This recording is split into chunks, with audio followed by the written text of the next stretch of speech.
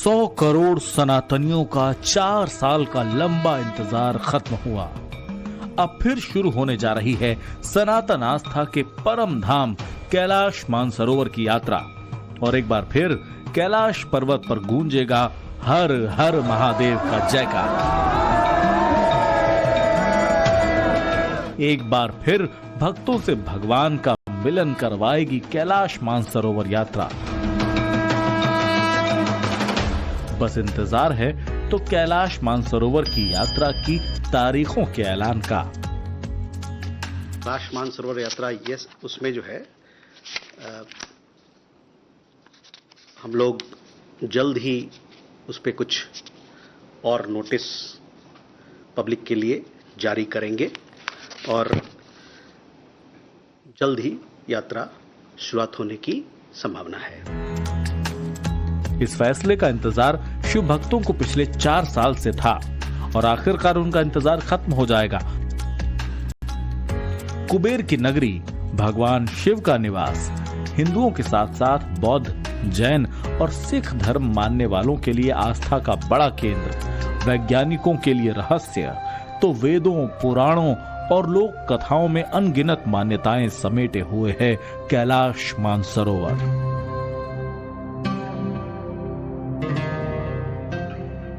अब भारत और चीन ने 2020 से रुकी हुई इस कैलाश मानसरोवर यात्रा को फिर से शुरू कराने का फैसला किया है। एलएसी पर अनसुलझे तनाव के बीच ये फैसला नई दिल्ली की बड़ी कामयाबी के रूप में देखा जा रहा है। पहले कोविड और फिर भारत और चीन के बीच पूर्वी लद्दाख में एलएसी पर तनाव के चलते मानसरोवर की यात्रा पर रोक लग गई थी, पर अब दोनों देशों के बीच जो रिश्ते हैं उस पर जमी बर्फ की परत पिघलने लगी है, जिसके चलते मानसरोवर की यात्रा दोबारा शुरू होने जा रही है। भारतीय विदेश मंत्रालय ने जब से यात्रा जल्द शुरू होने का ऐलान किया है, इस ऐलान से उन लोगों को बड़ी राहत मिली है जो बीते 4 सालों से दर्शन की राह तक रहे थे। कैलाश मानसरोवर यात्रा का आयोजन हर साल जून से सितंबर के बीच होता है और इस बार जब भारत चीन के डिप्लोमेटिक रिश्तों के 75 साल पूरे हो रहे हैं तो कैलाश मानसरोवर यात्रा पर लगी रोक हटी और शिव भक्तों को अपने आराध्य के दर्शन होने जा रहे हैं। कैलाश मानसरोवर की यात्रा एक बार फिर से शुरू होने जा रही है और इसे लेकर जो शिव भक्त हैं वो बेहद उत्साहित नजर आ रहे हैं। देखिए, इस वक्त हम धर्म नगरी वाराणसी में हैं और जब से ये खबर सामने आई है उसके बाद से शिव भक्तों के जो चेहरे हैं वो कहीं न कहीं खिले नजर आ रहे हैं। इसके लिए मैं सबसे पहले काशी वासियों की तरफ से देश के प्रधानमंत्री को धन्यवाद देना चाहूंगा और उम्मीद करता हूं कि जल्द से जल्द ये यात्रा शुरू होगी और शिव भक्तों के लिए ये यात्रा एक सुखद और उम्मीद की उमंग लेके आएगी। हम लोगों के लिए बहुत खुशी की बात, क्योंकि हर लोग जाना चाहता है, जो भी शिव भक्त है जाना चाह रहे थे, बहुत दिनों से सोच रहे थे कि हम लोग चले जाएं, लेकिन कुछ ऐसी अड़चनें थी जिसकी वजह से नहीं जा पा रहे थे। हम सभी काशीवासी बहुत उत्साहित हैं, हर्षोल्लास से भरे हुए हैं। बाबा भोले की नगरी, हम लोग बाबा भोले के भक्त हैं। इस खबर की जैसे जानकारी आप लोगों के माध्यम से मिली तो हम लोग काफी प्रफुल्लित हैं, खुशी हो रही है। महादेव की कृपा से कोशिश करेंगे कि हम लोग भी एक संगठन बनाएं और जाके दर्शन बाबा का पूजा करें। मान्यता है कि कैलाश पर्वत पर साक्षात महादेव विराजते हैं, जिसके ऊपर स्वर्ग है और नीचे मृत्युलोक। शिव पुराण से लेकर स्कंद पुराण और मत्स्य पुराण जैसे ग्रंथों में जिस कैलाश पर्वत का जिक्र मिलता है, अब आस्था की इसी तीर्थ भूमि पर भक्तों का भगवान से मिलन होने वाला है। सनातनी कैलाश मानसरोवर की यात्रा को अपने जीवन का परम सौभाग्य मानते हैं, लेकिन कैलाश मानसरोवर का बड़ा इलाका चीन के कब्जे वाले तिब्बत में आता है। ऐसे में यहाँ जाने के लिए चीन की परमिशन जरूरी है। 4 साल पहले जब चीन ने इस यात्रा पर रोक लगा दी थी, तब भारत ने भी इसका विकल्प तलाश लिया था। साल 2023 में पीएम मोदी ने शिव भक्तों को एक बड़ी सौगात दी। सौगात उत्तराखंड के लिपू लेक से कैलाश पर्वत के दर्शन की। यानी इस यात्रा के लिए चीन के कब्जे वाले तिब्बत जाने की जरूरत नहीं, बल्कि श्रद्धालु उत्तराखंड के पिथौरागढ़ से ही कैलाश पर्वत के दर्शन कर सकते हैं। 18,000 फीट ऊंची लिपू लेक पहाड़ियों से कैलाश पर्वत साफ दिखाई देता है। यहाँ से पर्वत की हवाई दूरी 50 किलोमीटर है और अब तो कैलाश मानसरोवर की यात्रा भारत से भी जल्द संभव होगी। उत्तराखंड के पिथौरागढ़ से मानसरोवर तक सड़क का निर्माण कार्य तेजी से चल रहा है, जिसका लगभग 85 से 90% काम पूरा हो चुका है। पिथौरागढ़ से हमने ये नेपाल और चाइना बॉर्डर तक एक रोड बनाने का काम हाथ में लिया है। 85% पूरा हुआ है। बहुत कठिन है, वहाँ -8 डिग्री टेम्परेचर है। अभी उसको 3-4 महीने काम करने का सीजन मिल पाता कि वहाँ की परिस्थिति ऐसी है। तो ये मैं कोशिश कर रहा हूँ कि इस बार अप्रैल के बाद मैं भी वहाँ जाने वाला हूँ, तो जल्दी वो बन जाएगा। तो थोड़ा नेपाल की बाजू लगकर रास्ता है, चाइना में जाकर फिर एक मानस सरोवर तक एक मुझे लगता है 16-17 किलोमीटर उनका रोड यूज करना पड़ेगा। तो वो अभी बनने के बाद हमारी फॉरेन मिनिस्ट्री उनके साथ बात करेगी, तो फिर हमको नेपाल या सिक्किम से उधर कैसे जाने की जरूरत नहीं पड़ेगी। हम पिथौरागढ़ से मानस सरोवर तक जाएंगे। केंद्रीय मंत्री नितिन गडकरी का दावा है कि अगले साल यानी 2026 से भारतीय श्रद्धालु पिथौरागढ़ से कैलाश मानसरोवर जाएंगे। यानी पिथौरागढ़ में बन रही नई सड़क नेपाल और सिक्किम के मौजूदा रास्तों को बाईपास कर देगी और कैलाश मानसरोवर का रास्ता एकदम सीधा हो जाएगा। कहते हैं धर्म और आस्था सबसे ऊपर होती है, और यही कारण है कि अमरनाथ और केदारनाथ से भी कठिन यात्रा के बावजूद लोग कैलाश मानसरोवर यात्रा पर जाने के लिए तैयार हो जाते हैं। कैलाश मानसरोवर यात्रा 3 अलग अलग रूट से होकर गुजरती है और इस यात्रा में 2 से 3 हफ्ते का वक्त लगता है। यह इस बात पर भी निर्भर करता है कि आप यात्रा शुरू कहां से करते हैं। यात्रा का पहला रूट उत्तराखंड के लिपुलेख दर्रे से शुरू होता है।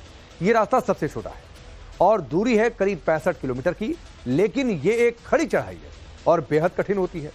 दूसरा रूट है सिक्किम के नाथुला दर्रे से शुरू होता है। नाथुला से शिगात से लात्से सागा पर्यांग होते हुए करीब 802 किलोमीटर की दूरी तय करनी पड़ती है कैलाश मानसरोवर तक पहुंचने के लिए।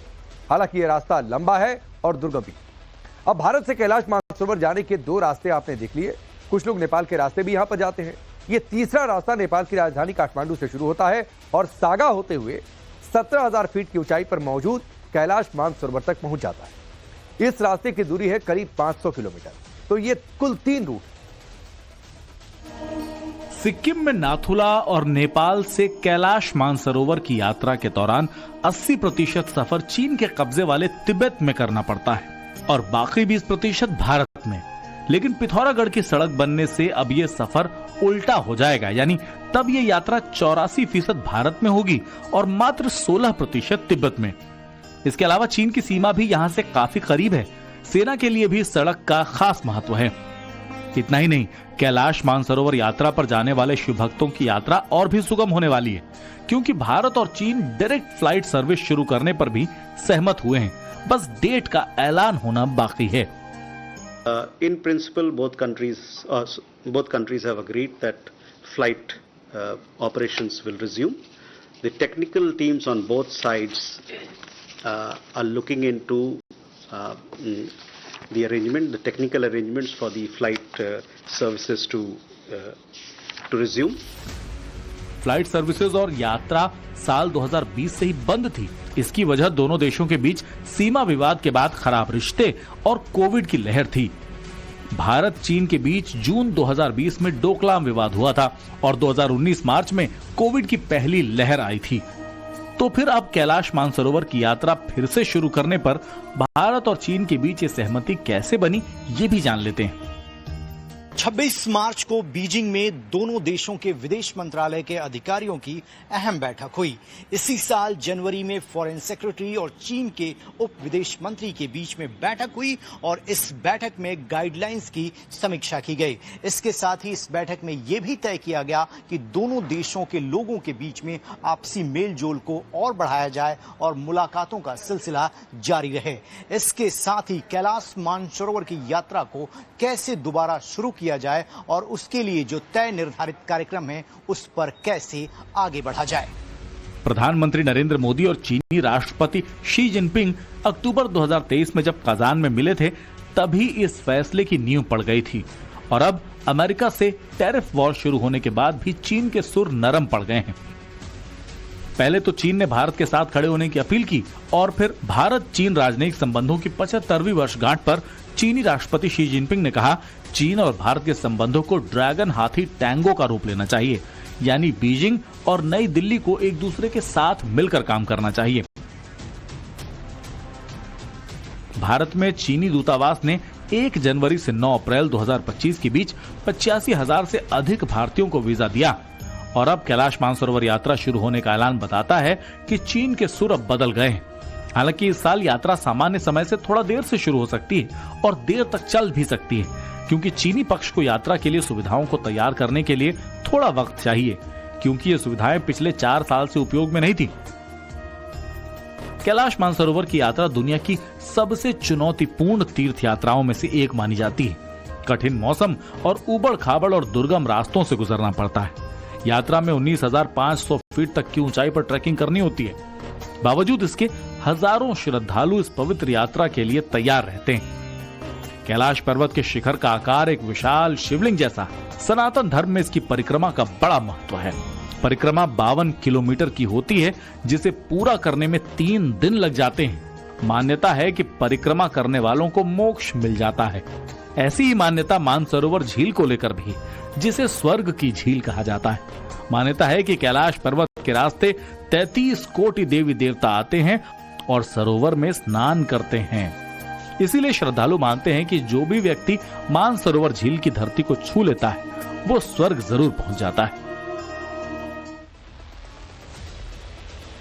कैलाश मानसरोवर का रास्ता तो खुल रहा है, लेकिन यात्रा का खर्च और रास्ते में क्या क्या चैलेंज आने वाला है, यह सब कुछ भी आपको जानना जरूरी है। यात्रा करने वाले शख्स की उम्र 18 से 70 वर्ष के बीच होनी चाहिए। वो विदेश मंत्रालय की वेबसाइट पर ऑनलाइन रजिस्ट्रेशन कर सकते हैं।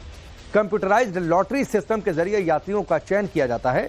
जिनको अस्थमा, हाई बीपी, दिल की बीमारी और डायबिटीज जैसी समस्याएं हैं, वो ये यात्रा नहीं कर सकते, क्योंकि कैलाश पर्वत की चढ़ाई बेहद कठिन है। यात्रा से पहले श्रद्धालुओं का फिटनेस टेस्ट होता है। यात्रा से पहले दिल्ली में 3 दिन की ट्रेनिंग करनी पड़ती है। यात्रियों को एक इंडेमनिटी बॉन्ड साइन करना पड़ता है, जिसमें लिखा होता है कि वो ये यात्रा अपने खुद के जोखिम पर कर रहा है। खर्च की बात करें तो इस यात्रा पर करीब 2.5 से 3 लाख तक का खर्च आ सकता है।